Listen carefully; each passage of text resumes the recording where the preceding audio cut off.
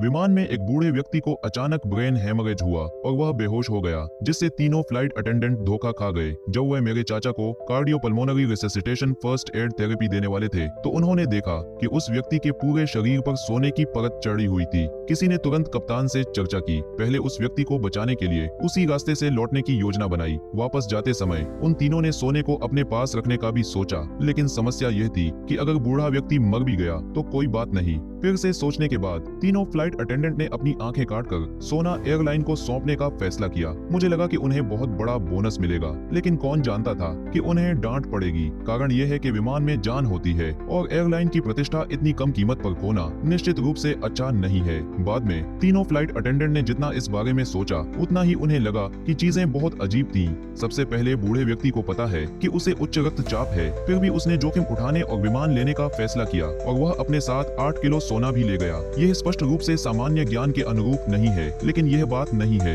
मुद्दा यह है कि मिमी के हाथ में बूढ़े आदमी का मोबाइल फोन बस दूसरे पक्ष के मोबाइल फोन को लेना शुरू कर दिया। बस उस पर अपना खुद का नंबर छोड़ दें ताकि वे दोनों एक दूसरे को निजी तौर पर जान सकें। लेकिन जांच के बाद उसे पता चला कि बूढ़े आदमी का मोबाइल फोन मिमी के हाथ में है कि बूढ़ा आदमी सिर्फ एक छोटा कारला था जो सोने की तस्करी के लिए जिम्मेदार था। असली बिग बी कभी नहीं दिखा और इस फोन में सिर्फ बिग बी के संपर्क विवरण हैं। बूढ़े आदमी के अमीर बनने के तरीके का पता लगाने के लिए तीनों बहनों ने चाचा की जगह पर्दे के पीछे के बड़े आदमी से संपर्क करने की पहल करने का फैसला किया। दूसरे पक्ष का पता मिलने के बाद वे तीनों बिना रुके आ गईं, क्योंकि वे पेशे से फ्लाइट अटेंडेंट हैं, इसीलिए वे अक्सर पूरी दुनिया में उड़ान भरती रहती हैं। वे यहाँ आए चाचा से ज्यादा कीमती लग रहे थे और बड़ा आदमी बिना सोचे समझे सहयोग करने के लिए तैयार हो गया। जहाँ तक पारिश्रमिक का सवाल है, जब तक तीनों फ्लाइट अटेंडेंट दुबई में सोने का एक बैच लेकर आती हैं, तब तक प्रभावी व्यक्ति अतिरिक्त $30,000 का भुगतान करेगा। ये मत सोचिए कि यह एक छोटी राशि है, क्योंकि भारत में $30,000 एक कामकाजी मजदूर के रूप में 10 साल तक कमाने के लिए पर्याप्त नहीं है।